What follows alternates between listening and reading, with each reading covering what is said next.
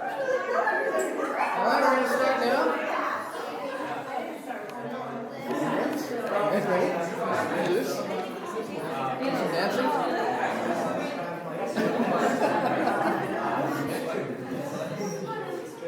Alright, thanks for coming, everybody. We are the Pearce family. I'm Brandon and Jen. I'm Jennifer Pearce. I'm Emily. I'm Marie. And we have been traveling the world for the past 7 years to over 32 different countries. And we're going to talk to you today about our life as a nomadic family and some of the things that we've learned and gained from our travel experience. And if travel is something that you're interested in doing with your family, we hope to give you some tips and inspiration for getting out there yourselves. So, and clicking through slides here.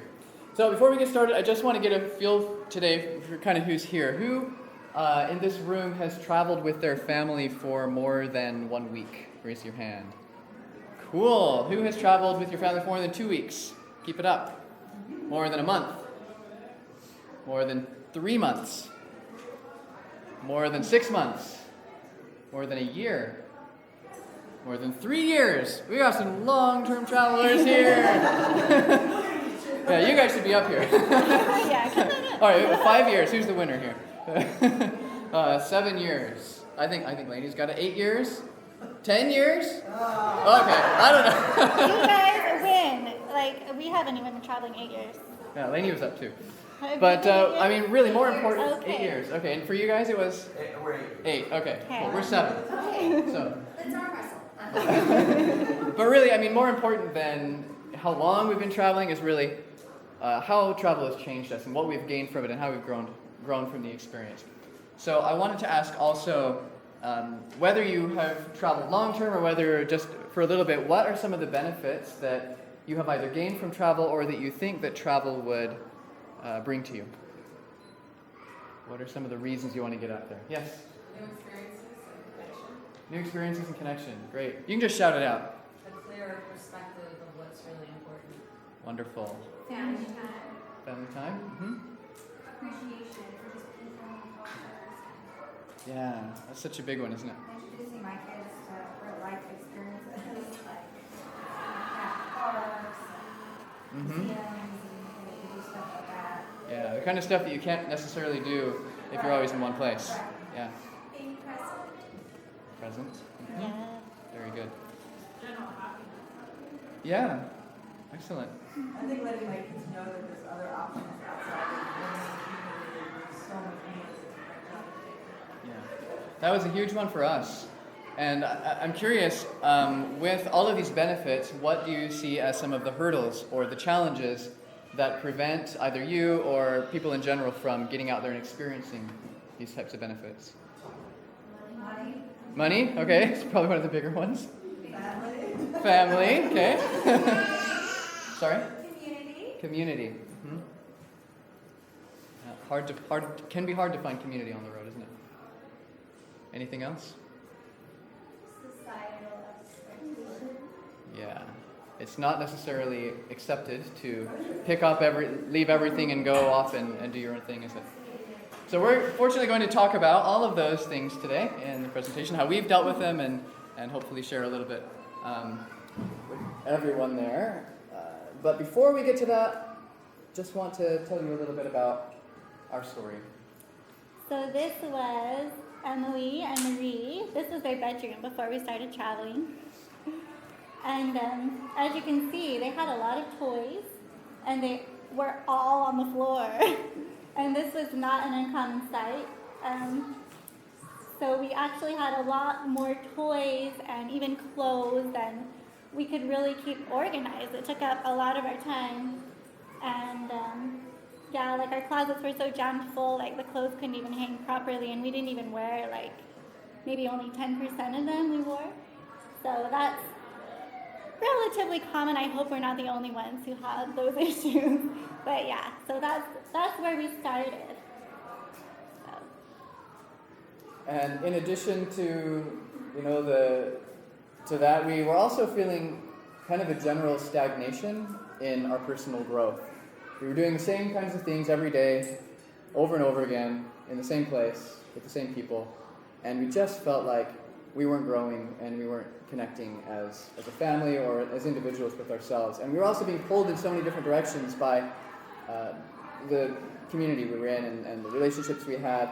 And I just remember, looking into my future and seeing other people on this, in just going through the hamster wheel of life, and I'm like, is this really what I want for the rest of my life?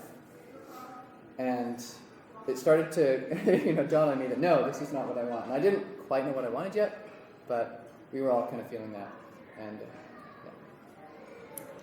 So, a friend of ours got us thinking about this. Another traveling family, a single mother, said, for your presentation, you should really have a theme. So we're like, we were kind of asleep. It felt like we were kind of asleep before when we look back. It's like we were dreaming, but we hadn't fully awoken to this life that we really wanted, where we didn't feel like we were just going through the motions. So that's kind of the theme of our presentation. And one of the things that kind of woke us up out of this dream, I guess you could say, was the untimely passing of my mom. When she was 49, she was diagnosed with lung cancer.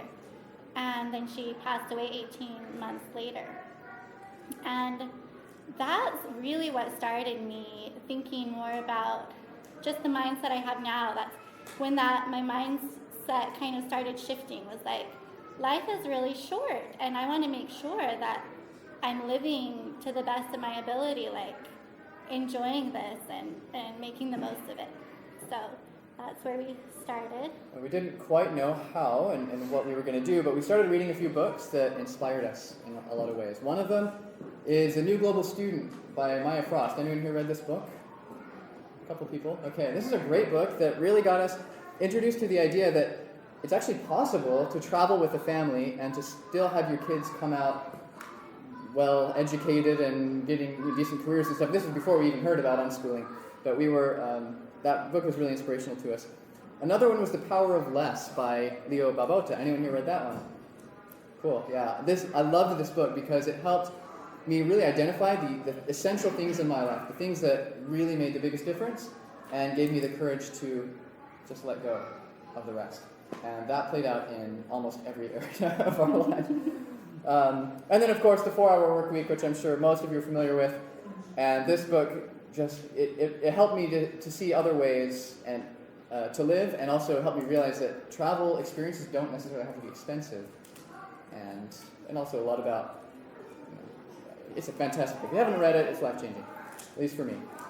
But before long, this desire that we had to travel started to become stronger than all the fears that were holding us back, of not knowing what it was going to be like, and also the fears that were keeping us at home, of what we have to let go of. So we started, even before we began traveling, we began getting rid of our stuff, and we did a big purge and put some of it in storage, but pretty much sold everything, and then sold our house and put everything that we were going to need into one carry-on suitcase and one backpack each, and that is pretty much what we've been traveling with for the past 7 years.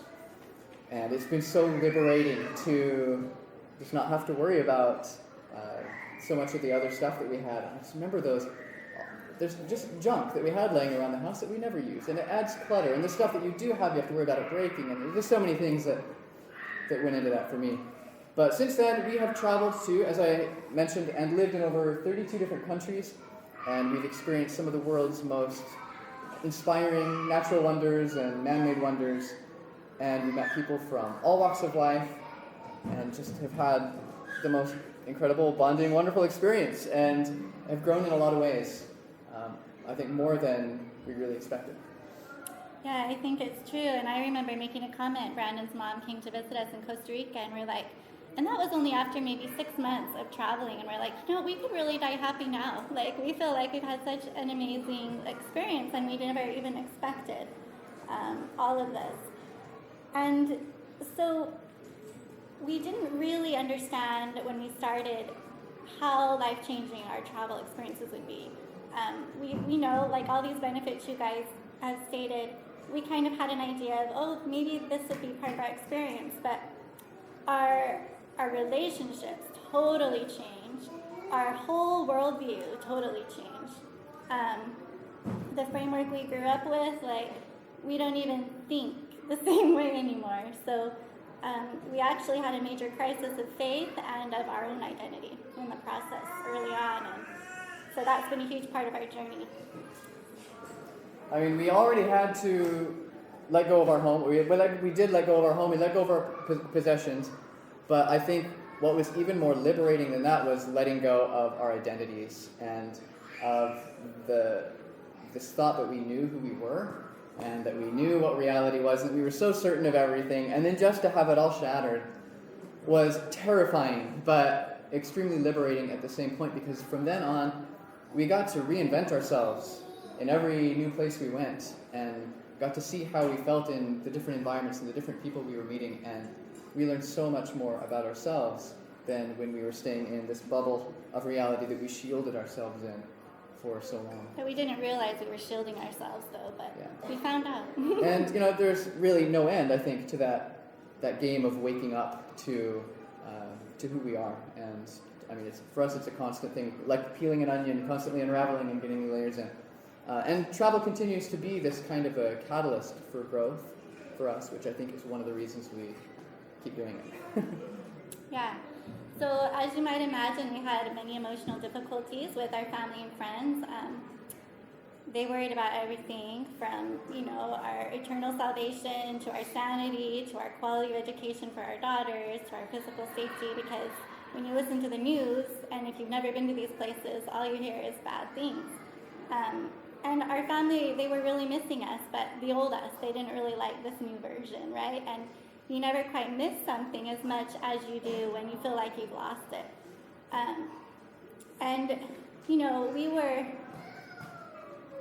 We were really enjoying life. Like, we were so excited, and we wanted to be able to share this with our family and friends, but they were kind of keeping their emotional distance. So that made it tricky, but we really learned so much about ourselves through that process, and learned how to give ourselves what we needed that we weren't receiving from them. And since then, our relationships have improved, and we've grown closer together as a family than we ever imagined possible. And we soon found that we weren't the only ones doing this. We were surprised to find that we're hundreds, and now I think probably thousands of families out there traveling the world long-term together, and at all budget levels. And that, I think, is really inspiring. And it's a movement that is just continuing to grow and grow. And I think one of the reasons for that is that it's now, I think, easier than it ever has been to travel. It's like we have each been given wings. I mean, literally in the form of airplanes, we've been given wings, but I mean, figuratively also. And it's just recognizing those and taking that opportunity to do something about it and to use them. And another thing that makes travel easy, I think, is just this incredible infrastructure that we have now. 50 years ago, it was a different story traveling the world than it is today, with our handheld GPS maps and video chatting, and you can get internet anywhere in the world, pretty much, high speed. If you need money, you can just go to an ATM. There's review sites and travel blogs and great community, so many resources that make it easier than ever to travel. But it doesn't necessarily mean that travel is always easy. There was an experience we had when we first got to Vietnam. This was in Ho Chi Minh City, and it was getting late at night. And Aysia, she was about a little more than a year old, and she had just made a mess in her diaper. And we were out of diapers. And the stores were closing. And it was, we didn't quite know what we were going to do. So we were walking around this dark city, trying to find a place where we could get a diaper. And there was one store that looked like it was just about to close, and I go in, and I look, and I don't see any diapers. So I look on my phone, and I say, how do you say diaper? Because in Vietnam, you can't really get by with English very well. And I look at the word diaper, and it says T-A, with a little squiggly line above the A. And Vietnamese is a tonal language, so they have 6 different ways you can say every vowel. And I didn't know how that was really pronounced, but it had the squiggly, so I'm like, maybe ta, or something like that. So I go up to the shopkeeper, and I say, ta, and she just kind of looks at me quizzically, and I say, I think, well, maybe I got the wrong tongue, so let me try ta, ta, ta, ta, ta. And she just wasn't getting it. And I'm like, what are we getting? I pick up Aysia and I point to her bum and I say, ta, ta. And she just doesn't get it. And then I remember, oh yeah, Google Translate. And I take out my phone and it has ta written in Vietnamese language. And I hold it up to her and she squints at it for a minute. And then she looks and she goes, oh, ta. Yes, that's what I said. But she got us a diaper, and we went on our way. But it just, first of all, I was so grateful that we had Google Translate, and that we have these kinds of tools that make it so easy to communicate these days. But it also taught me that sometimes you really need to practice patience and persistence. The travel is a constant opportunity, I think, to practice these types of attributes that I know I have needed a lot of work on in my life. Okay, so finding community, like Lainey said, can be tricky. So it has been a challenge, but it's also been a great blessing because it's forced us to kind of be more proactive and initiate and really search, for community. We're introverted, everybody in our family except for Marie. So she makes all of our friends for us, basically, is how we find community. But as introverts, it really helps us to kind of reach a little bit and practice making friends. So we've also learned through making new friends that pretty soon it's time to leave them because we're always traveling. So it helps us to kind of appreciate being with the people we're with while we're with them and not taking them for granted. And we met so many people that we wouldn't have otherwise met if we wouldn't have started traveling. And for me, that's just so sad for me to think of all these people that I love that are so amazing that I never would have met. So that's been really amazing. And it's been easier for Emily and Marie, since they've become older, to keep in contact through Skype and email and playing games online with their friends. So whereas before it was a little more difficult and they did get kind of lonely and wish they had more friends to connect with. So yeah, there's so many different ways to meet people. You just have to take every opportunity you have. That's what we found. Like a lot of the list of people that we just love, like we met them in so many totally different ways. So yeah, just take your opportunities as they come. And also with this, we found when you have a vacation rental or you book on Airbnb, sometimes your hosts are just really helpful with this. Because we had, for example, in Japan, we had a man who we were renting his place, and he took us to all his social activities with his friends and family. And it was during Hanami season, which is the cherry blossom watching season. And we just got to go to all these parks and picnics, and he even took us camping with his family, and he helped us go to the junkyard to find bikes for our girls so they could ride around the neighborhood, and so, yeah. So I went to Japan when we were there because we found bikes in a junkyard and they were, because they like to throw away their bikes there. So it was kind of sad though, but it was really fun because we rode our bikes to all these stores and restaurants, and the food, we eat this food that looked like it was made of worms because when it got blown with a fan, it like moved. It was like moving food. So when we were in Bali, Indonesia, a small island near Australia, I was taking a drama class, and we have an awesome teacher. We call her Ibu Susan, and if you didn't know, Ibu means teacher in Indonesian. So in that drama class, I met a lot of friends, and I learned a lot about Balinese culture, and it really taught me a lot about acting. It was a great experience. All right, this picture here is Quincho. His name's Quincho.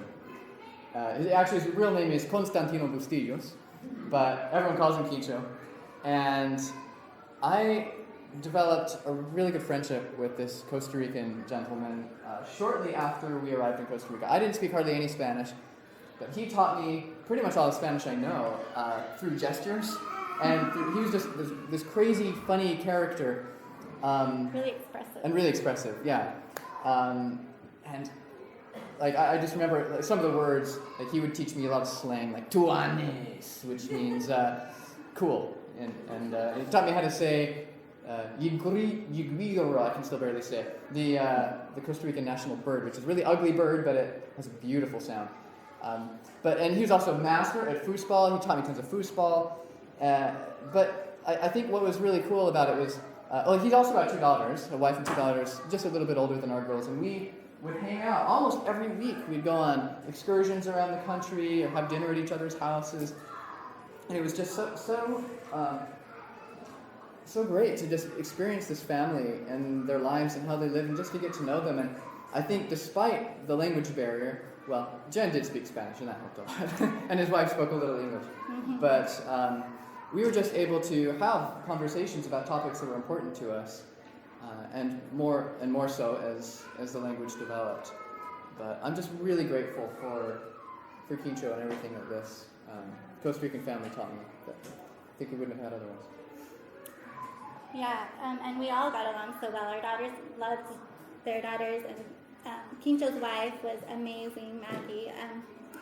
And so another example of friends, when we decided we wanted to explore France, we decided we would be as flexible as possible because we had never been to France and we didn't really know where to start with our itinerary, and we didn't really want to book anything ahead and then be like, oh, I don't know, I didn't want to stay at this place as long, because you never know how you're going to fill in a place till you get there. So we had a couple of families who contacted us through our blog when they found out we were planning to come to France, and they extended invitations to us to come stay with them or to get together with them. And so then we did a lot of research and tried to tried to find some of the homeschooling communities. And so we tried to contact people that were involved in the homeschooling communities to try and meet other homeschoolers in France. And we started this process maybe 6 months before we actually went. And we decided to plan our itinerary around the people who responded to us and seemed the most interested in meeting with us. So that made our itinerary really easy. And when we were in Spain, before we went to France, so Spain and France was like a 2.5-month-long road trip. And when we were in Spain, before we went, we were meeting a friend of ours, and she had a friend of hers vacationing with her who was from France, and so we got to meet her. And she invited us to go stay with their family in France when she found out we were coming, and we, of course, accepted the invitation and are so glad we did because, first of all, there's a really amazing family, and she made us delicious French food, and they took us on their sailing boat, because they're sailors, on, was it Lake Geneva? Mm-hmm. Lake Geneva, because they're really close to the Swiss border, and she showed us around Geneva as well. So that was another great experience we had. So now, because there is such a large community of traveling families, there is almost no place you can go where you won't find someone who you could probably meet up with. I actually swiped this from your world school. Every other photo in here I think I took, though. So, yeah, there are so many Facebook groups now where you can go on. There's Families on the Move, there's Families Who Love Travel, there's the World Schoolers group, there's, what's the RV one? Families on the Road, yeah. Full-time families, thank you. Yeah, so many of those. And they're really supportive and helpful. Ask them any questions, and they're right there. Also, a lot of travel blogs we've talked about. You can arrange meetups, and we'll talk about some ways we've done that. And then, of course, conferences like this one. There are some specific travel-related conferences, or world schooling conferences, like the one Lainey does in Mexico this year in April, I believe it'll be. Next year, sorry. Yeah, this year April's over. And then we're actually holding a travel conference next year, which we'll talk about later, called the Family Adventure Summit. Okay, so here's some more friends. So we made these friends, the Clark family. They were on a 2-year sabbatical with their family. And yeah, you met them? They're amazing. Yeah. And so we met them in Bali. We really liked them. And then they were going to be traveling to Sri Lanka, and we were going to be traveling to Sri Lanka, and so we decided we'd kind of meet up and travel together, and so that was really fun. And when they got back from their travels, then it was really fun because then we went to visit them at their home in Brighton, England for like 10 days, and then they came to visit us in Valencia on a road trip in Spain for Asia's birthday, and so it's fun to travel to meet people. And to meet with families especially that we all get along so well, because the experience is enhanced so much, and the learning process, because when kids are engaged and interested and not just, oh, let's go to this other museum or this other hike or this, long car ride, when they're with their friends, everything just comes alive.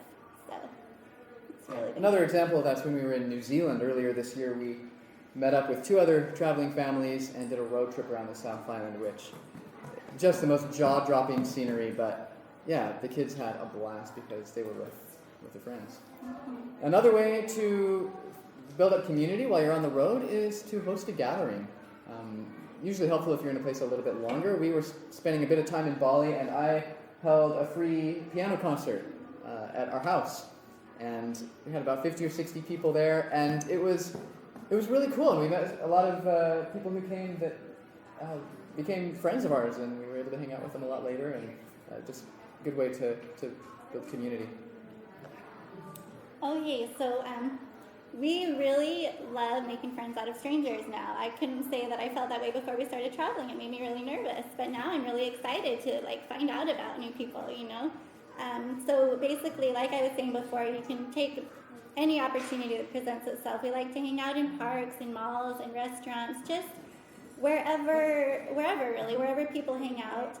We like to talk with people, ask them questions, and make friends. And we've noticed as travelers, sometimes the conversations go a lot deeper, a lot more quickly, which is really interesting, and I'm not exactly sure why, but we kind of have this theory that maybe it's, I don't know, we're just on fire and excited about life as we're traveling, and so it just leads to more of those kinds of discussions instead of maybe the normal day-to-day things. So, yeah. Do you want to talk about it? Yeah. I like going to restaurants, and while we're waiting for our food, I like to go and meet random people at the restaurant. So once in Bali, I went to a restaurant called Clear, and I went to the top floor, and I met a girl named Aysia, and we became enemies! Surprise! And then we became friends, and then we became best friends. And we chat on Skype all the time now. All right, so we've been up here talking to you guys for quite a while. So I'd like to do a little exercise. If you don't mind, because talking to strangers is like when you're traveling, it's one of the only ways you can make really, really good friends. So I'd like everyone to stand up, find somebody that you don't know, and introduce yourself, and ask them any or all of the following questions. We're going to do this for 3 minutes, so however much you can fit in that time. What inspires you most about travel? Where would you travel to next if there's nothing stopping you, and why? Or where's the furthest place you've traveled, and what did you enjoy most about the experience? And in 3 minutes, we'll come back. All right, go.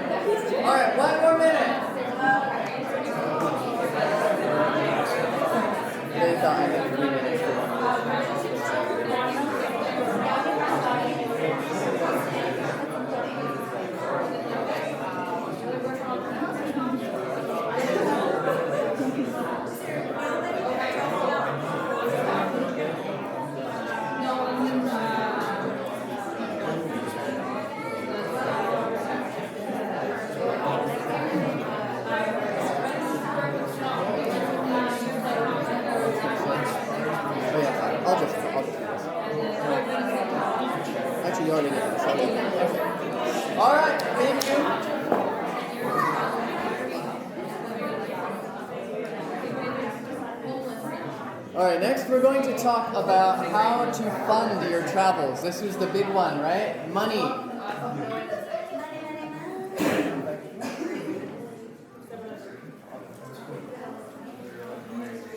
So yeah, how to fund your travels. I mean, it used to be that you couldn't earn money, you couldn't make a living unless you had a job that you were going to in a specific location. But it's not really like that anymore, is it? I mean, so many opportunities now for online work. One example would be that you could negotiate remote work. So maybe you have a job that you're working at full-time in an office or whatever, but it's something that you really could do at home. So maybe you could talk to your boss, negotiate some way for you to work from home, and then if you can do it from home, well, you can do it from anywhere. Another one is freelance websites. Who here has heard of Upwork.com? Most of you. Okay. This is a fantastic website for finding jobs online. Anything that you can do on a computer, practically. Legal work, programming, graphics, design, customer support, writing, video editing, anything. You can pretty much find on there. I've hired dozens of people through this website. Freelancer.com is another one. And then sites like Udemy.com is another example. By the way, I'm going to provide at the end of this presentation a link that has all of the resources I'm talking about in this presentation listed out. So you don't necessarily have to take notes if you don't want to. But yeah, there will be a lot of links coming up. But yeah, this would be like if you're teaching, if you have something you want to teach in a class format, you can do that on the internet and earn some money that way. You can also start a business. This is actually the route I took. I created an online business for music teachers to help them keep track of the business side of teaching. Started that, man, quite a few years ago, and it started very slowly and took years to get off the ground. But now it's to the point where it supports our entire traveling. But other digital products, before I get to this, other digital products could be like an ebook or a course or anything that you can sell on the internet. You said something about Udemy. Yes. What do you suggest about Udemy? That's like for teaching a class. If you have a subject that you're knowledgeable about that you want to share, you can create a course around that and share that through a site like Udemy. There's lots of other ones, but you can also create a physical product.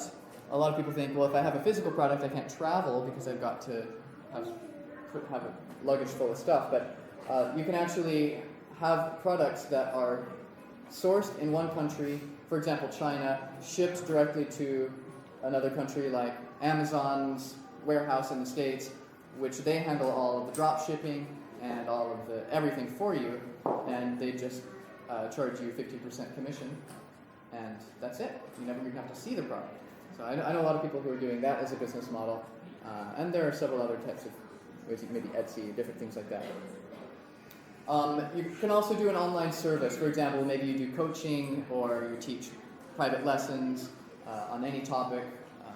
You can create a service like that. Like our kids take online lessons from several teachers. So. And then finally, you can also travel with a brick and mortar business if you build it to the point where you can hire other people to help you run it, so you don't have to be there all the time.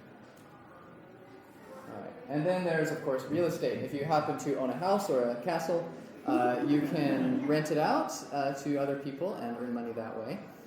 Or sell it if you have equity, and then travel with that. Now, I should point out, a lot of people say, renting a house, I don't want to be a landlord and fix toilets and do all that. But remember, you're not there. You can hire a property management company, which charges like 8 to 10%. And then they will manage everything for you. They'll do the cleaning, they'll handle repairs, they'll find new tenants, and it's a real load off, and makes it very possible. And if you want to make more money renting a house, consider doing it as a vacation rental, like on Airbnb or vrbo.com. And these are sites where you can list it, and people will pay nightly to stay in your house, which you can usually earn a lot more money from than yearly rentals. And we know families who are, their sole source of income is renting out their house, and they can travel with that. So it can be pretty powerful. And another option is to find work in other countries. So maybe you can line up a job before you go, and just maybe you'll go and live there for a year, which can be fantastic. Dive into a culture and into a place. Or maybe you're just get there and then wing it and find something? Like in New Zealand, I really wanted to go busking because there was a market where there was a bunch of musicians who were street performing and, you know, having fun with their instruments, and I wanted to join in, so I decided I would do it, and I prepared all my songs and everything, and I went and sang them, and in like 30 minutes I earned $20, pretty good. So I learned how to play music in front of others with being confident and not being shy. Yeah. Nice. And then you could also consider just downsizing and saving your money. Go move in with your grandma or rent a small house and save lots of money, and then you can go travel for part of the year and come back. We know some people who are doing it that way as well. And now some of you may be thinking, all these ways to earn income. Man, I know that those are all possibilities, but it's so much work to do that, and it's so hard, and I don't know what to do. And it's true, it is hard and it is a lot of work, but there comes a point where you just have to decide whether you want to be doing the same thing that you're doing now every day, or whether it's worth it to you to put in the effort and just keep going at it consistently until you get there. Because it can be, I shouldn't say this, for some people it's easy, but at least in my case, it was a lot of work to get my business off the ground. Like, I was working 70-hour weeks for 3 or 4 years in a row before it was earning enough for me to even consider quitting my job. But eventually, I did, and it was so worth it. All right. Okay, so about saving money while traveling. So when most people think of travel, they think of expensive 2-week vacations and like a luxury resort. Some people like to travel that way. It can be fun every once in a while. That's not our preferred way to travel because it's really expensive and we don't get as much of a cultural experience. But travel doesn't have to be expensive. So we know families who are traveling around the world with their kids, lots of kids sometimes, and spending less than $1,000 a month on everything. And of course that depends on where in the world you are. There are more expensive places and less expensive. But here are some different ways you can save money. So for example, we love to stay in houses and apartments over hotels. Certain circumstances, you want to stay in a hotel. Like it's great for this conference.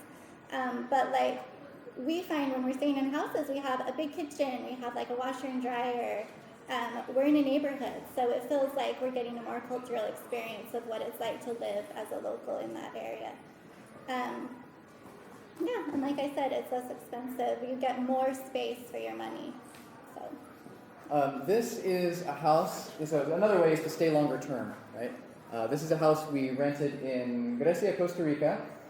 It was a 2-bedroom, it's 2-bedroom on the main floor, and then it had like this extra guest house. But it was on this acre of land overlooking beautiful Central Valley, Costa Rica.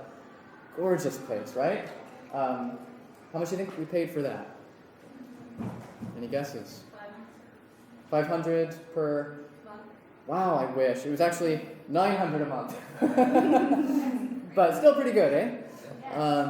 And it was fully furnished, and included a gardener. So it was a fantastic deal, and that's because we booked for a year. We also negotiated that from 1,200. I think we did, yes. Yeah, helps to negotiate. Negotiate's next, though. Oh, okay. So negotiate. This is a place we stayed at in San Miguel de Allende. Also looks like some luxury place, and it was. This is a 3-bedroom house, just gorgeously decorated, views over the valley. Normally, this place rents for $400 per night. And we went in low season, which is another tip, travel in low season, and we negotiated quite hard and got it down to $90 a night for $400, a savings of almost $6,000 over the 21 days we were there. Okay, so booking locally is also a great way to find deals. And we actually prefer it in many cases because once you get to a place, you can kind of get a feel for the area you want to be in a little bit easier than if you're just looking online. And then you can also, if you're booking locally, you can check out the place before you actually commit to it. So the actual accommodation, you can go look sometimes at how it actually looks in real life. And so for an example of this, when we were in Bali, we stayed in so many different places, so many different vacation rentals, and we kind of got tired of moving around so much to different houses, and it was getting more difficult to find places that were big enough for our family, that were furnished, that were available for as long as we needed them, that weren't too expensive. So we were looking, as you can often do when you're looking locally, on billboards, like at grocery stores or local hangouts like restaurants. In the case of Bali, popular yoga studios will have posters and advertising accommodations. And so we had some appointments that we were going to go to that morning, and they fell through to look at some houses. And so we saw at this billboard, we were currently in front of this announcement for this house that was available. And we had no expectations at all. We didn't expect. We were just bored. We needed something to do. So we went to go look at it, and it felt really good to us. There were some things that definitely we would have wanted fixed, that we would, not have been happy with. But in general, we loved it. And so we actually decided to,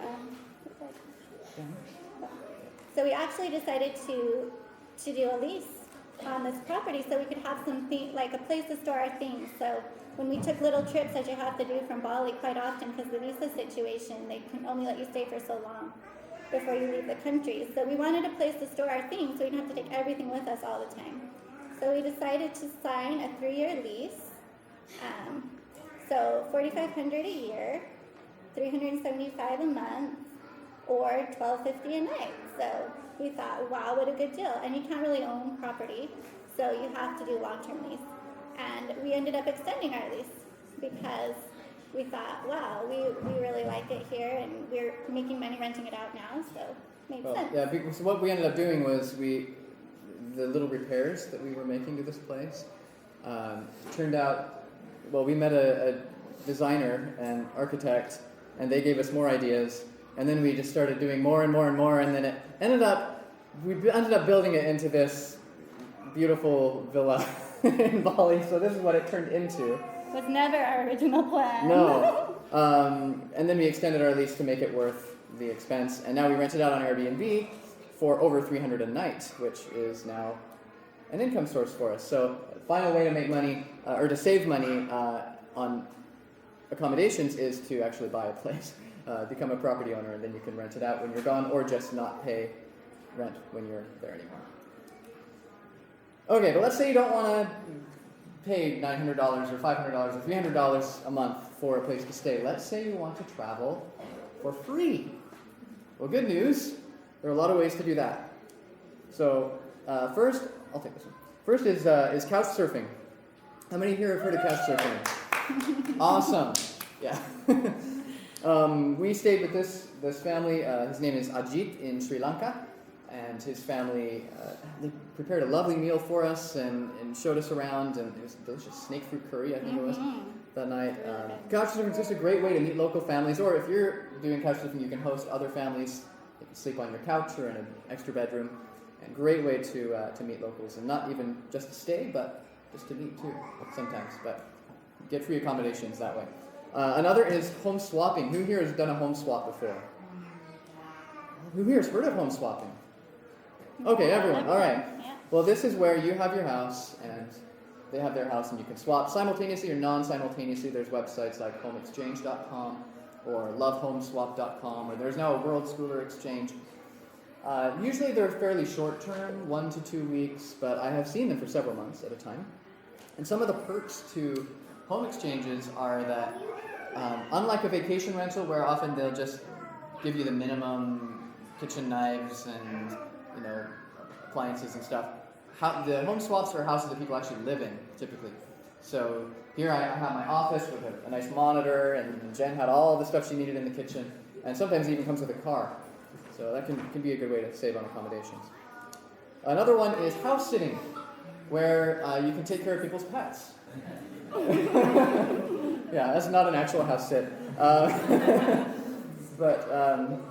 So yeah, if you're into taking care of pets, or even sometimes it's even just plants, you can stay for free when people go on trips that way. Some websites that do this are trustedhousesitters.com, or mindmyhouse.com, some of those. Facebook groups are a great source for that too. Thank you, and Facebook groups, yes. Yeah, I find them all over Facebook, but I never tried that. I just host that with people. Nice. I'll teach you yeah, like the buy sells kind of thing. So you know where you're going. I knew I wanted to be involved. Yeah, and we know people who are traveling almost exclusively through house sits. So, hopping around. So you went in a local Facebook group for the area or a specific house sitting group? Or? For the area. So I knew that I was starting a co-op in Windsor Terrace, Brooklyn. So I went to Kenwood, KWT, so Kenwood Windsor Terrace neighbors talking group. And I got in and I just introduced myself and told people what I was doing, and somebody, posted something about her daughter's special needs and then her dogs, and then that they were leaving and they needed someone trusting, and I am a special needs teacher and I needed a home and I love dogs. So Wow. they just gave me the keys and I That's awesome. Yeah, there in each city will also have, well, not every city, but a lot of cities have Facebook groups where they have even just like real estate groups, and you can find rentals that way too. But that's so cool that you found a house sit through that. Yeah. I love those dogs. Wow. So what other ways work exchange or volunteering? And if you go to a site like HelpX or workaway.info, you can arrange. Sometimes they'll just have you help on their organic farm, or they'll have you painting their walls or doing something, or helping with IT stuff or computer stuff if that's your skill. A few hours a day, and they'll give you free accommodations and sometimes food as well. But besides accommodations, there are other ways you can travel free. There's, of course, airfare. We all know about miles, but a lot of people don't know that there is kind of this thing called travel hacking, where you can tap into ways to get a lot, like tens of thousands, hundreds of thousands of miles almost instantly, and then use those to fly free in different places. And I'll have a few resources for that at the end. Free activities. Of course, the world is full of free things to do, right? There's parks, there are free days at museums in New York even, festivals, lots of different ways to do that. Oh, and then if this is an important one, I think, for people who haven't traveled. Every time you use your credit card in a foreign country, you are charged a 1% foreign transaction fee for everything you purchase. But there are some companies, some banks who waive that fee. Capital One and Charles Schwab are two that I know of here in the States. There are plenty more, but the other good thing about them is that they reimburse ATM fees. So if you go to an ATM and it says $3, you don't have to worry about that. You just take your money out and then it's reimbursed. So definitely good to look into those. Okay, so so another way you could do travel less expensively is the way that I traveled with my family growing up, where we'd mostly go out on camping trips or road trips. We did a lot of skiing, hiking, four-wheeling, and mountain biking. And we changed up our scenery and activities from time to time, to keep a fresh perspective on life. It's interesting because a lot of these things that I just said I did with my family growing up, we don't really do so much in our family that we have now. We do hiking. But, it's tricky for us because we're more mobile. We don't have as much space for stuff like camping equipment, and bikes and all of that. So we are going camping next month. We've been invited by a family in Victoria, BC, where we're staying now, and they're providing all the equipment. Yeah. So if anybody wants to provide equipment, we're happy to come join. So, but what it boils down to is whether you're traveling like that or traveling around the world, it's all about exploring nature, meeting new people, gaining new experiences, and expanding our minds.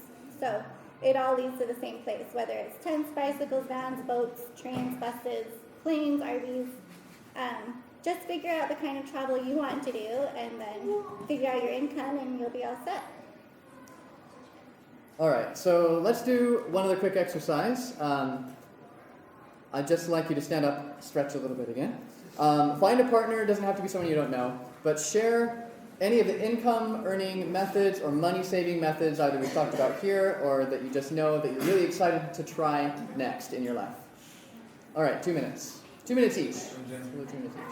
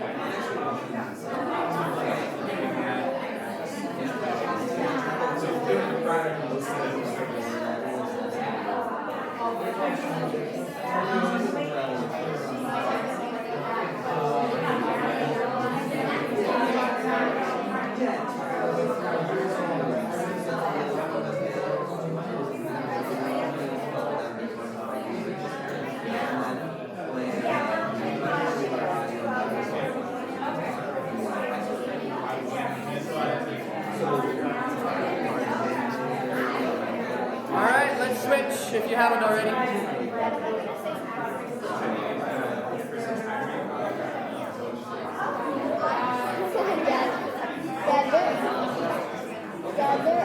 They're all gonna laugh at this one. Yeah. It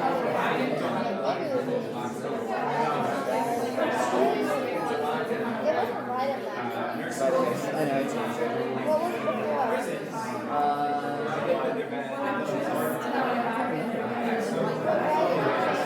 Mom thought it was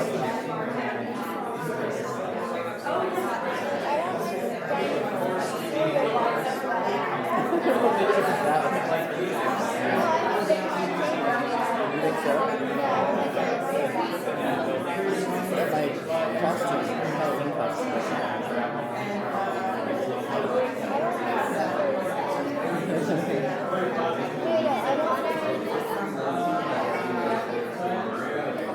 All right, thank you.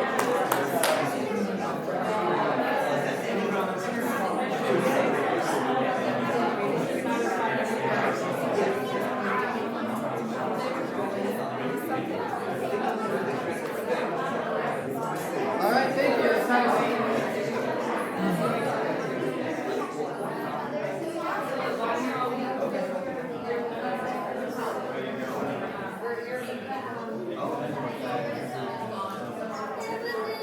All right, next we're going to talk about letting go of our stuff.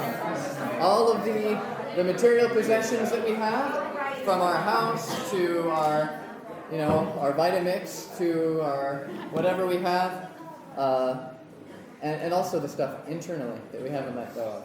Letting go of our stuff. But first, let's talk about the physical stuff. Did you guys see that? All right. Okay. Purging the non-essential. So before we decided to go traveling, we did a big purge, and we looked at all the stuff that we had laying around the house, and we said if we haven't used it in the past year, we're getting rid of it. And it felt so good to get rid of that stuff. It was like a huge load off of us. And we did take a lot of pictures. Like this is an old piggy bank that my grandpa made me, that now I hope somebody else with the name of Brandon is really enjoying. But yeah, I think, and everything else I made a big list, a spreadsheet of like all the expensive stuff, and I put it on Craigslist, and we sold it. A lot of it we donated. Some of it's in my sister's house right now. And of course, now that we didn't have a house, we no longer had bills and mail. But if you keep your house, of course, you'll have more of that. But there is a way to not only, of course, these days, like most of the bills are online right now anyway, right? They come through email rather than through physical mail. And if not, you can usually make that happen. But if not, there are a few websites like earthclassmail.com and travelingmailbox.com that will let you set up your own address at a place that they have and send your mail there. They'll scan it in for you. You can log in. You can see every piece of mail you're getting. You can decide whether you want it to be deleted, trashed, shredded or forwarded onto you wherever you're at. And that works for packages too. So those are some cool services. Okay, so so what to pack? Wow, so when Brandon and I started traveling, we packed a lot. I remember being 7 months pregnant with Aysia, or no, Marie. It was with Before we Marie. had kids. Yeah, before we had kids. Well, we had Emily, Yeah. but I was pregnant with Marie. And we were in the Japan subways, and we had these huge suitcases because we thought we needed this much stuff for a 2-week vacation together, just Brandon and I. And Brandon was like hauling my suitcase up and down the stairs in the subway because there were no elevators, and his up and down the stairs. And because I was 7 months pregnant, I wasn't going to do it. And since then, we've come a long ways. Like, we realized we don't need to pack so much stuff. You don't need to pack like you're camping. No, you don't need to pack like you're camping.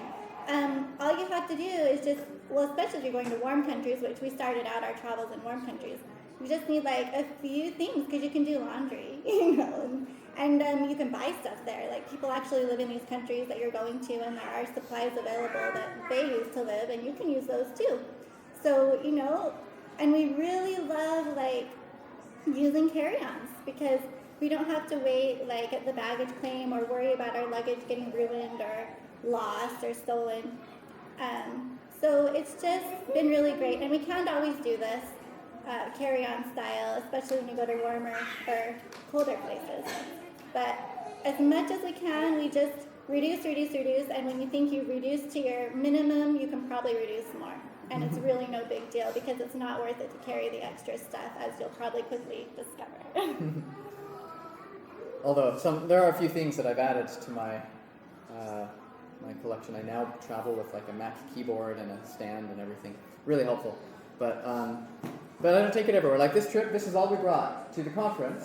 And I know it's only 5 days. It's probably excessive for 5 days. But I brought pretty much all the clothes I own, which is 3 shirts like this, t-shirts, a light sweater, and a light jacket. And a couple pair of socks and underwear, not more than a couple pair of underwear, and that's pretty much it. 3 pair of pants, I think. Yeah. And yeah, it's more than I need, I think, even. But the other thing that I really like about living out of our suitcases is that it requires us to spend more consciously, because whenever we think we want to buy something or we see something, ooh, that looks cool, we have to think, well, what am I going to replace this with? What is this going to replace in my bag? What am I going to get rid of? And it makes me think, is it really worth it? Do I really need it that much that I want to throw away something that I already have? And most of the time the answer is no. So we don't buy a lot of new stuff, and I think we save money that way. But some things we have found it's worth it to travel with. Of course, the computer I wouldn't do without. I've got an electric razor just because it's easier for me. We have a little mini speaker that we use to have better quality sound when we do music.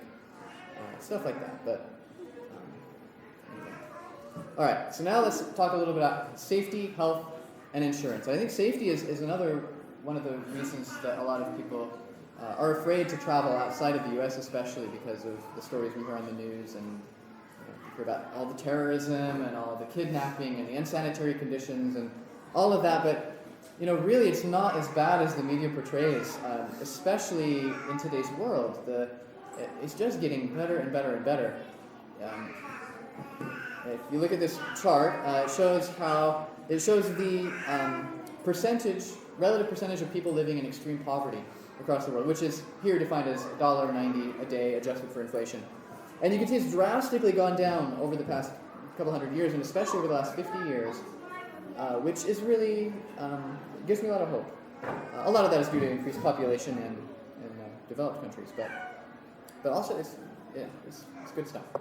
So there are a few things, of course, that you can do. There are dangers, of course, in the world, and there are a few things you can do to help reduce the risk. A lot of them are just common sense, though, like don't walk in dark alleys at night. Hold hands with your family when you're in crowded places.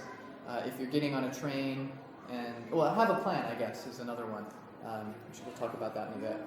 But our philosophy in general isn't to protect our kids from a dangerous world, but it's to empower them to have the skills and the strength that they need to move through this beautiful and wonderful and, yes, sometimes dangerous world that we live in. All right, so we've met a lot of kind and generous people on our travels, and especially as a family with young children, we receive a lot of opportunities to accept kindness from strangers. And one of these opportunities came when we were in an airport at Vietnam, and Marie, our daughter right here, had a toy snake she was throwing up into the rafters. And one time it got stuck. And so this man who was sitting next to us at the airport, he immediately took off his shoe and started throwing his shoe up into the rafters to try and get the snake down. And so he got this whole crowd around us watching. And when he successfully got the snake to fall back down to the ground, everybody started clapping and cheering. And it's just so funny because, we never would have done that for our daughter. That's not appropriate, But as soon as somebody else did it, everybody's like entertained and like so appreciative and like, it's a good idea. It's fun to like think of your options and to receive kindness from a stranger to teach you, oh yeah. So that was really fun. And then there was another time when we were in France and it was a really, really hot day. And we were huddled together on the sidewalk, our family, looking at a map, trying to figure out which way to walk to get to the metro. And out of nowhere, this man just comes up to us out of this building, like hands us a liter bottle of water and a plate of peaches, and disappears back into the building, like before we barely eked out a thank you. And we were just like, wow, it's amazing. We don't even know this guy, and we really needed the water. It was a hot day, we were not prepared, so we drank it in no time. And experiences like those just really help us to like want to go out and do something really nice for a group of unsuspecting strangers too, so this gets passed along. So that's really nice to know that there's kind people everywhere. Now, of course, safety standards are different in different countries. This is a picture of a little girl, maybe 4 or 5 years old, you think, rowing a boat by herself in open water without a life jacket. And I think this is something that would just be completely outlawed in the States and in a lot of places, but I think it shows how capable children are and how important it is, or how, I guess, the opportunity that we have to empower our kids to feel confident and to live in different places and do different things and not to feel afraid, which I think that fear is something that is constantly being put on us, but we don't have to go there. And I mean, sure, bad things can happen when you're traveling. You may know someone personally who may have gotten sick or had a bad accident or was in some kind of danger in a foreign country. But I bet you also know someone who got sick, was in danger, or had a problem in your own neighborhood. So, I mean, bad things can happen all over the world, anywhere you are. It's just a matter of taking precautions, having knowledge and skills to move through those. Don't let fear keep you from living your dreams. So this is actually a video I took when we were in Vietnam. This is us crossing the street in Vietnam to give you an idea of what it's like. There's no crosswalks. You just walk out into the middle of the road as the cars are coming and the bikes are coming, and they just go around you like that. Isn't that lovely? So, but that's how they do it there, and it feels, well, it's a little bit jittery at first, but once you get used to it, you realize you're not going to get hit, and it's okay. Most likely. We're typically going slow enough, it's not going to kill you if it does. All right, you want to talk about Hot Air Balloon Festival, Mary? So, we went to a hot air balloon festival in Thailand, and we were going to go through the lasers, and the plan that I heard was that we'd go through and we'd meet on the other side. So I went through the lasers, and I didn't see them on the other side. So I went back and forth through the lasers, and I tried to find them, and I couldn't, so I just waited on one side of the lasers. And then this person came, and she was like, "What do your parents look like? Are you lost?" And I'm like, "Yeah," and then she helped me find them, and yay. Yeah, like we were with friends at the time, and so that's one of the things that can happen when you're traveling with friends is you just assume your child is with the friends, and that's not necessarily always the case. So, yeah, we were really grateful that that woman brought Marie back to us. So in general, our rule is if our kids get lost, we have this plan that if they get lost, they stay where they are, and we'll come back and look for them. Or like if we get separated on public transport, like a subway or a bus, like maybe one person gets on and the rest of the family doesn't, then the person who gets on will get off at the next stop and we'll come get them. Or if everybody gets on and they don't, then stay where they are and we'll come back for them. So things like that.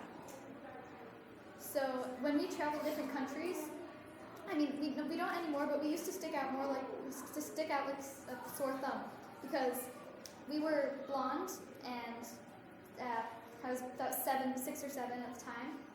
And in this instance, we were in Thailand and people were pulling out our hair and taking pictures of us, and it got quite annoying. So what I did was I pulled out my camera right when they were about to take pictures of me, and I put it in front of my face, and I took a picture of them. So, yeah, that was kind of funny. Well, the ways that we cope with all the attention. Yeah, I think we got John. Yeah, okay, and the thing about that story is it was really bothering them. Like, they were kind of in tears, and so as soon as Emily brought out her camera, like, it really lightened the mood, because she started laughing, and the people that were trying to take her picture started laughing, and Emily, like, wrote a blog post about it, and it turned into a positive experience instead of a traumatic experience. So another thing that our travels have helped with is they've helped us have a better mindset for healthy living than we had before. A lot of times before we started traveling, we didn't think twice about eating regularly fast food or frozen dinners or just junk food. But once we started traveling, the processed foods were more expensive in these other countries where they were being imported into. The foods we were used to eating at home. And then the fresh fruits and vegetables like we find in the markets were really inexpensive and just beautiful and really, really delicious. And a lot of them were different than we'd seen anywhere. And so we're like, oh, I want to try that. What's that fruit like? Or what's that new vegetable? And we also read a book called In Defense of Food, it's a book about learning how our diet affects our health. And so along with that, we also, usually try and sleep well, eat well, take physical precautions, and we really do feel a lot healthier and more energetic as a result, and also emotional health. That's another thing. So, and essential oils, we use those also. They're really small and portable and really powerful wellness support. So we use them for lots of things, headaches, like digestion, immunity, lots of different things they're good for. So we were in Bali and I got a skin infection. So I went to the doctor in Bali and they cleaned those things out. The wounds. The wounds. And it hurt really badly. And they gave us medicine to go home with. And they went away. And now they're gone. Yeah. I mean, medical care in other countries, I think, is a lot better than how it's portrayed. In Bali, for example, and in a lot of countries we've been in, you can have a doctor. You can go see the doctor, and they can come and do a house call for like $60, and that's without insurance. And I mean, that's about how much we paid for, maybe $75 for this appointment with Marie, including the medicine. So, and I think they took great care of us. Yeah. Okay, so another big medical experience we had while we were traveling was we had Aysia right here. She was born in Costa Rica in this very big bathtub that we just got as part of the vacation rental we were currently in at the time. And it cost $3,000 with the doctor and midwife, including all visits and ultrasounds. But it could have been free if we went to a public hospital or slightly more at a private hospital. And that's all with no insurance, so really good deal.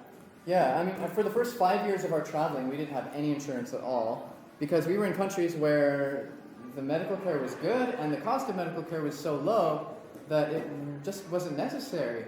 I mean, I think a lot of people forget that insurance only exists at all because the thing that you're trying to buy, that you need to buy, is so incredibly expensive that no one can afford it, so they have insurance to help cover the cost. But in some countries, especially if you're coming in as a Westerner from a developed country, the cost of medical care is so low you don't need insurance. I mean, this is my opinion. Some people may disagree with me on this. But, I mean, there are situations, of course, if we were going to sub-Saharan Africa or if we were going to be out doing some kind of dangerous thing, we might get a certain type of evacuation insurance or something like that. But in general, we haven't needed it until the past couple of years when we've been spending more time in the States because it's so ridiculous here. You have to have insurance if any little thing goes wrong or it breaks the bank. So, yeah, that's my opinion on insurance. Okay, and another thing about safety is party theft. So Costa Rica has quite a bit of that. And we did actually experience getting robbed while we were in Costa Rica. We were vacationing in Puerto Viejo, which is on the Caribbean side of the country, and we had gone out to eat dinner in town, and we came back. We didn't go in the house because the front porch of our vacation rental was amazing, and we just sat out on the front porch and chatted for hours after dinner. And eventually it came time where we asked the girls if they'd go in the house and get ready for bed. And so they went in, and they came back out shortly after, and they're like, we can't find our bags.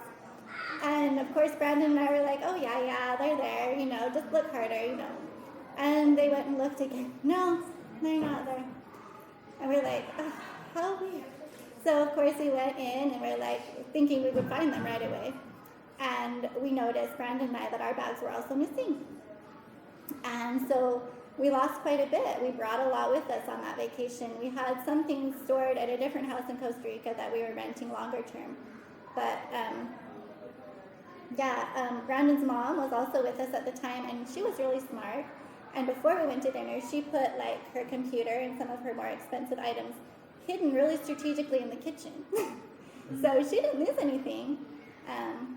And so we made sure to take a lesson from that and just take extra precautions. And Brandon will tell you what we try and do now. Yeah, besides putting our computers under pillows when we go out. One of the things that was stolen on that trip was my MacBook Pro. But fortunately, I had installed on it a free piece of software called PrayProject.com. So as soon as the computer was stolen, or as soon as the stolen computer was connected to the internet, Pray Project started sending me reports, which included a screenshot or a photo taken from the camera's webcam of the guy using my computer. That's him. A map of the location where he is, and a screenshot of what he's working on, and a whole bunch of computer technical data. And with that information, I was able to contact the police, who actually went to his house and retrieved the computer for me. And he had bought it from a pawn shop, and it had been cleaned up so nice. It was like new, like a new computer. It was great. But all my programs were wiped as well. Fortunately, I also had backed up all of my files through a program called Crash Plan, which is an online backup tool. So I was able to just download everything, and I was back in So business. they didn't wipe the Prey control panel software? That's the thing about Prey, is it kind of hides underneath some of that. You have to do a little something special to get rid of it. So yeah, very powerful program. I stick it on everything we own now. Okay, so a little bit about education. So as unschoolers, you know all about how to learn from the opportunities life presents, and travel presents some really unique opportunities. So does anybody want to just shout out, how do you see travel contributing to unschooling? How do you think that would work? What would be some new things that might be contributed in that case if you were traveling with your family? What was it? Yes, that is a huge one that we've learned, absolutely. Yeah, any other ideas of what traveling would contribute to learning? Language, yeah. We've learned language, like Brandon was saying, yeah. And we try and learn at least, the main phrases of a language, like hello, goodbye, thank you, things like that. And sometimes we learn more, like we've learned a little bit of Indonesian just because we have people who help us, staff members, so we like to be able to communicate. But usually English is spoken, so you really still have to make an effort, but at least you're surrounded by the language, so you have more opportunities to practice. That's good. Any others? Currency conversions, they go into us. Currency conversion. Yeah. That's been really good, especially for somebody like me who's not typically very good with math. So it does present those kinds of opportunities. Good. Those are all really, really been our experience as well. So this is our girls at the Petroscience Museum in Kuala Lumpur learning about solar energy. We have a lot of cool opportunities like that at museums. And there are a lot of different types of classes and activities we've taken over the years. Here's me practicing Qigong from a teacher I was taking it from in Bali. Jen's taking dance lessons. The girls are doing art there. In New Zealand, we took harp lessons, went to a cool Hindu water temple ceremony in Bali. So many different, just unique experiences and opportunities that, I guess you can do art and harp and dance in a lot of places, but I guess the ways that we were doing them, it was just really an incredible experience in so many ways. Of course, traveling also gives you the opportunity to visit historical sites in person, and this is near Bunrattey Castle in Ireland, and it was like a replica of this historic village, and they had people dressed in period costumes to show you what it was like to live like hundreds of years ago in that area. Really interesting, informative stuff there.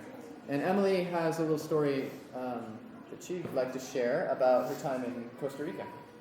So in Costa Rica, we went to a rescue center, and we took a tour first, and it was really amazing. There were so many beautiful animals, and and they were asking people to volunteer. So I decided I wanted to, and the age limit was 8. You had to be 8 years old to volunteer there, but I was basically 8. I was 7, so I decided to volunteer. And it was really nice, and I met a monkey named Luna. She'd always bite my ears and pull my hair, but she was really sweet. And I was taking care of a toucan too, and it always would bite my finger, but it never hurt because surprisingly they don't hurt. So yeah. Thank you. Okay, so we also do online lessons, and lots of online resources. Sorry about that. And it's not just for kids. So I also do voice lessons from a teacher that I met in Canada, and we do online lessons. And then, do you want to talk about your online lessons, Ed? Really quick? Okay. So I've been taking singing, songwriting lessons, and I think I'm taking. That's not online though, but I'm taking violin. But I take those online with the teacher. And if you didn't know, she's giving a songwriting workshop. When is it? Wednesday. Wednesday. No, I don't know. Wednesday. Okay,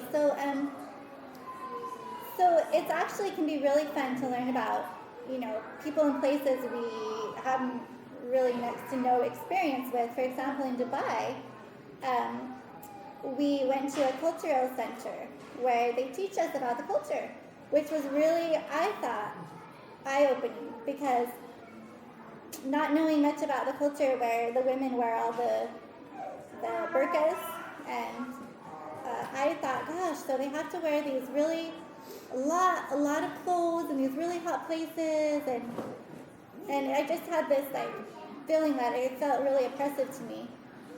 But this woman right here was explaining all about how they don't feel oppressed, and it's really breathable material, and they can see out of it really well, and it's kind of like a fashion statement in a way, and they don't really have to worry about fixing their hair if they don't want to, because it's all covered up.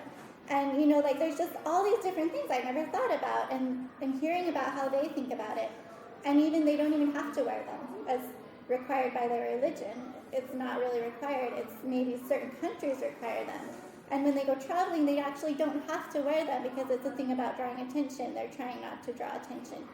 So, so I thought that was interesting. And we learned a lot of things about their food, and we left wanting to learn a lot more. So that was really fun. So now I just want to take a few minutes and share with you a few of our favorite destinations, places we think would be good for families to travel to, and places we like to go back to. This one is San Miguel de Allende, Mexico. This is such an artsy, colorful, walkable, inexpensive town with great weather, a large expat community, although mostly retirees, but there are more and more families coming there. Aysia, did you want to say anything about Day of the Dead? Okay. Yeah, come on, let's say something so they can see you up here. Over here, yeah.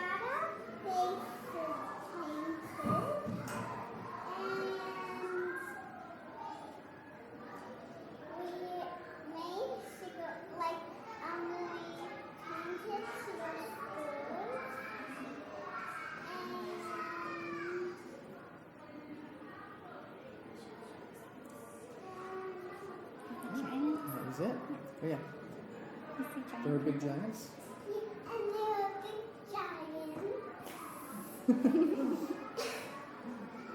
There. All right.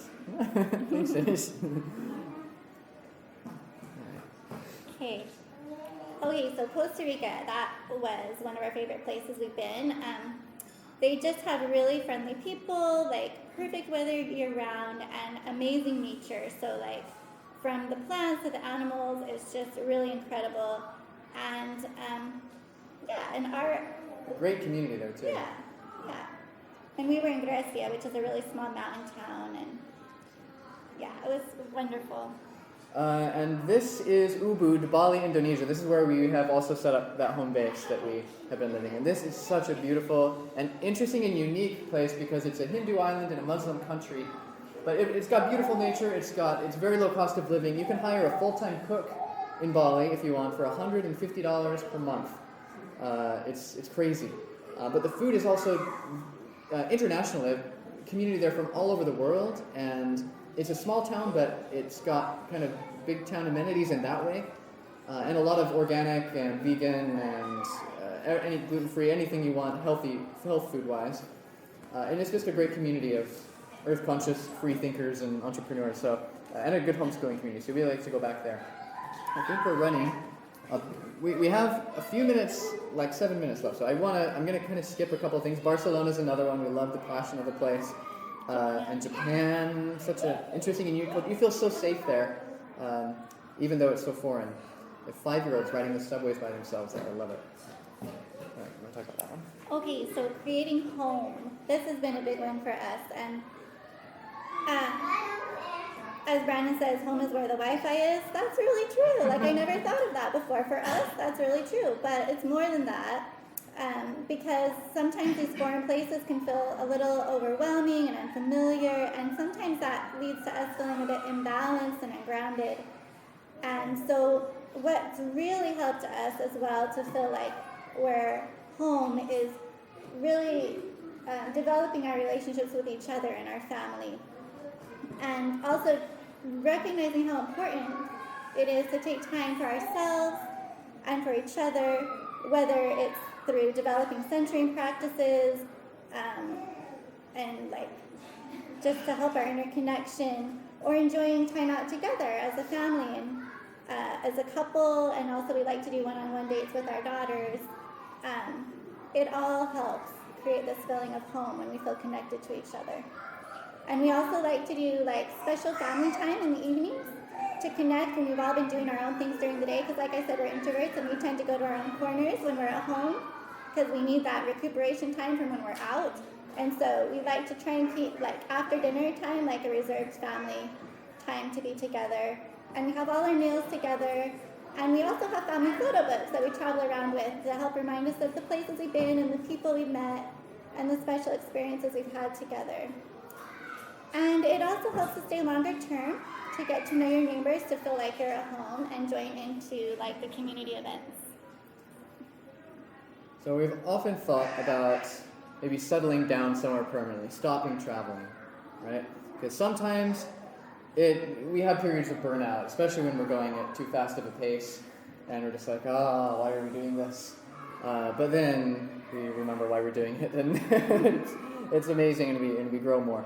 But I think the trick with settling down for us, besides the problem of trying to decide where in the world with all these amazing places, is just, I want to avoid falling into the same ruts that caused us to want to start traveling in the first place. I think it's again, going back to putting ourselves in new situations, and the catalyst, the powerful catalyst for growth that travel is, that shakes up our lives in these new ways with new perspectives that makes it worth keeping going for us. For now, anyway, we'll see. I know that, some of what I shared today may seem overwhelming. We've covered a lot of stuff, but I just want to say, if you want to travel and if you're determined to do it, you can find a way to make it work for you.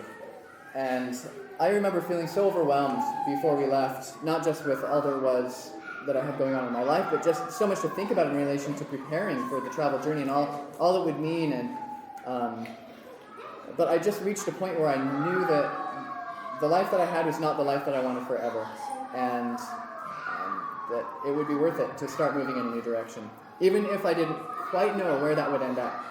And if that's you, I encourage you to think about what will be the next step for you. There's no right way to travel. Like, every family does it differently, and I just think you'll find what works for you over time, and as you just put one foot in front of the other and make it work. So, there's an amazing and beautiful world out there, and every family who travels learns different things. This is our story.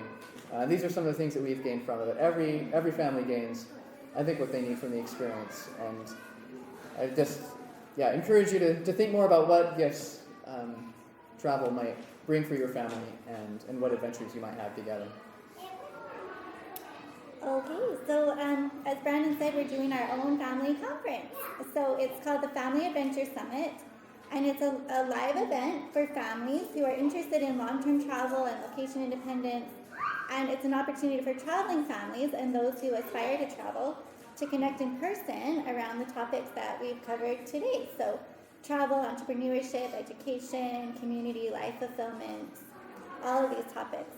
And there will be workshops and presentations, and like it'll be a lot like this format. Yeah, like this conference, it's a family event, so we'll have games and activities for all ages. And the reason we're doing this, well, one of them is we want to connect with more families for ourselves, for community, but also because we meet so many families who want to travel, but don't know how to take that first step, and they want more support and encouragement, and also just for the fun. So like Unschooling, there are amazing resources and books to answer all of your questions, but there's nothing quite like meeting other travelers in person and sharing experiences and the energy that brings. That's been my favorite part of our travels. So the summit will be held next fall in 2017. We're not sure where yet. Maybe New Orleans, maybe Las Vegas, maybe here. I have no idea. But we're passing out cards right now. Girls, will you help us pass these out? So these were kind of printed funny. I gave them to the hotel, but there was a little bit of miscommunication about the size. So just these are just for you. If you're interested in more information about the Family Adventure Summit, just put your name and email on the cards and hand it back to us, and we'll put you on the newsletter for that. I really hope that you have enjoyed hearing about our journey and our story today, and that you learned some information that can help you take your family on your own grand adventure together, and we would love to be a part of that journey. So thank you. And you can find a list of all the resources we talked about here, pearceonearth.com/LWI 2016. So if you go to that website, you don't have to put your email address in there or anything to get it. It's just a list of all the websites and resources and books and everything we talked about in this presentation. So I was hoping we would have more time for Q&A, but we're willing to hang around for a few minutes if any of you do have questions you want to bring up. So thank you so much. Thank you.